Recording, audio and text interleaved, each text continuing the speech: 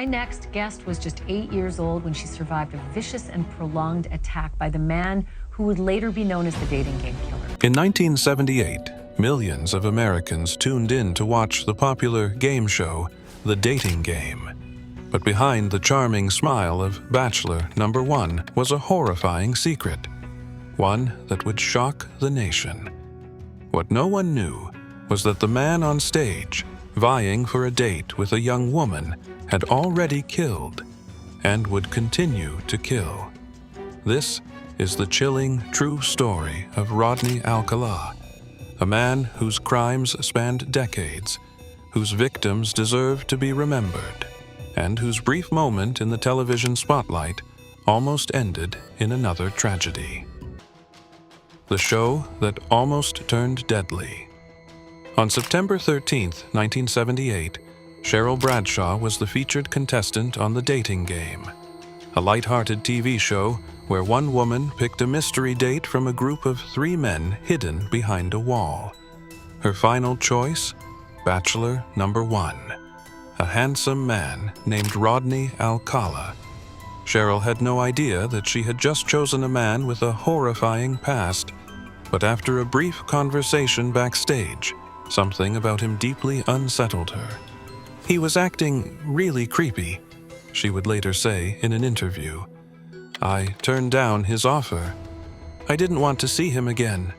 That intuitive decision likely saved her life. Actor Jed Mills, another contestant on the show, later recalled Alcala as quiet and strange, always looking down and avoiding eye contact. It was a performance that might have seemed harmless on television, but Alcala was hiding something terrifying beneath the surface, a dark history, hidden in plain sight. Had producers done a background check, they might have discovered that Alcala had already served time for horrific crimes.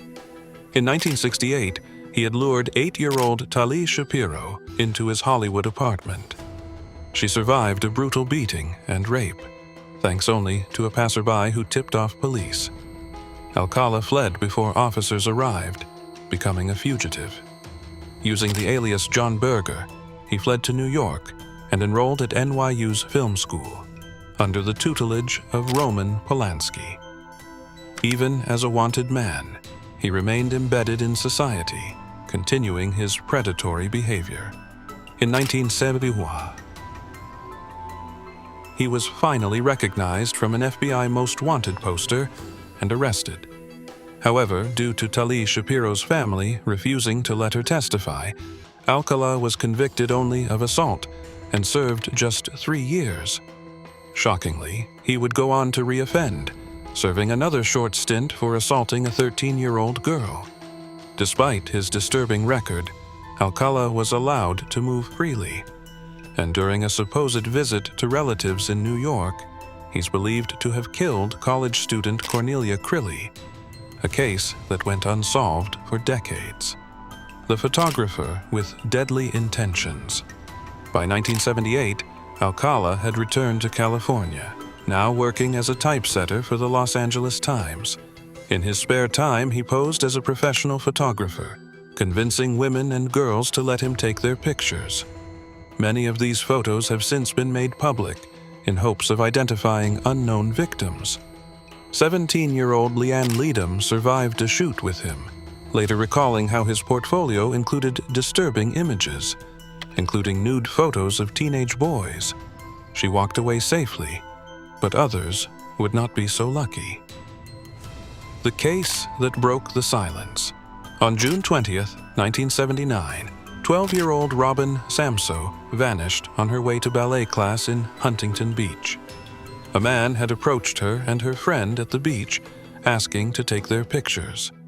Samsoe left on a borrowed bike and never made it to her class. 12 days later, her remains were discovered in the foothills near Pasadena. A police sketch based on the beach encounter was a turning point. Alcala's parole officer recognized him immediately.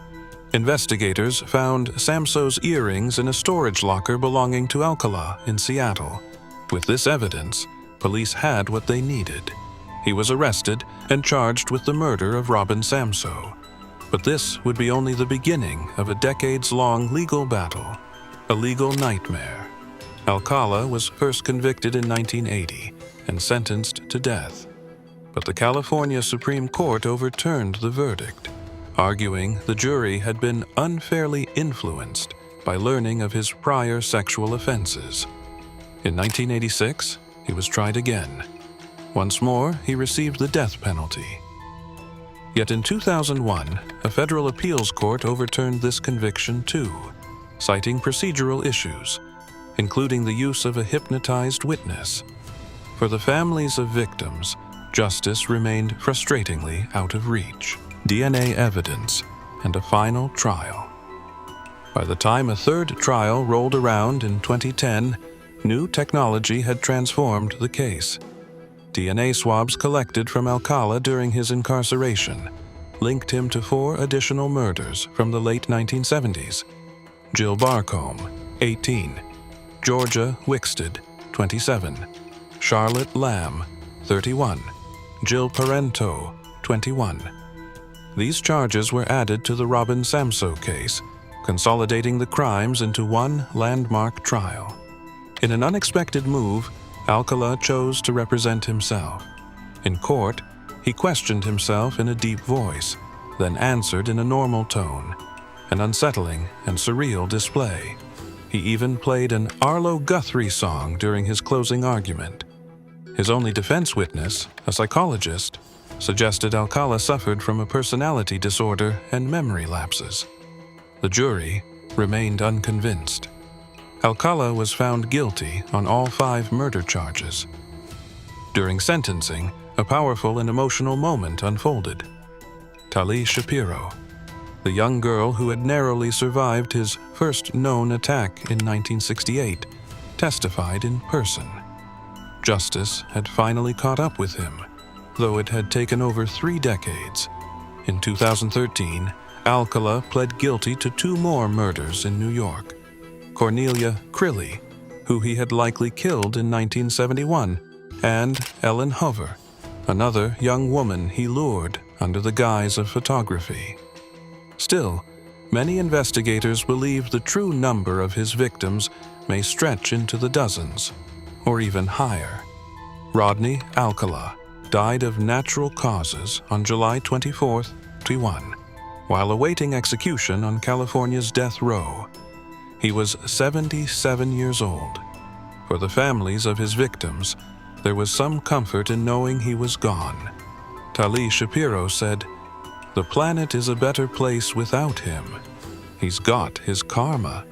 Cold case investigator Jeff Sheeman, who had worked a case possibly linked to Alcala, put it more bluntly, "He's where he needs to be, and I'm sure that's in hell." To this day, some of the photographs found in Alcala's possession remain unclaimed. Investigators hope they'll one day bring closure to families still waiting for answers. Rodney Alcala's story is not just one of cruelty and deception. It's a tragic reminder of how many victims fall through the cracks when justice is delayed. The bravery of survivors like Tali Shapiro and the perseverance of law enforcement finally exposed one of the most chilling predators in modern American history. And while he's now gone, the memory of those he harmed, Robin Samsoe, Jill Barcombe, Georgia Wixted, Charlotte Lamb, Jill Parento, Cornelia Crilly, Ellen Hover, lives on. Their lives mattered, and their stories deserve to be told.